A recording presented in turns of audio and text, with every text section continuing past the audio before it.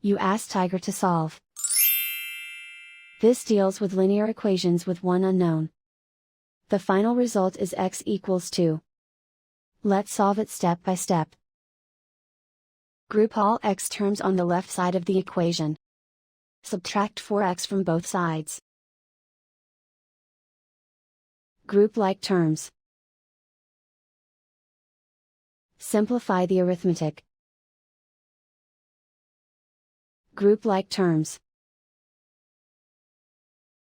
Simplify the arithmetic. Group all constants on the right side of the equation. Add 4 to both sides.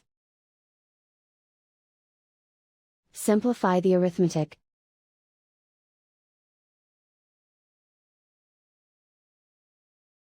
Isolate the x. Divide both sides by -3. Cancel out the negatives. Simplify the fraction. Cancel out the negatives.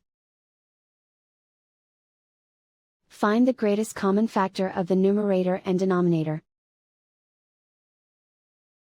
Factor out and cancel the greatest common factor. And so the final result is x equals 2.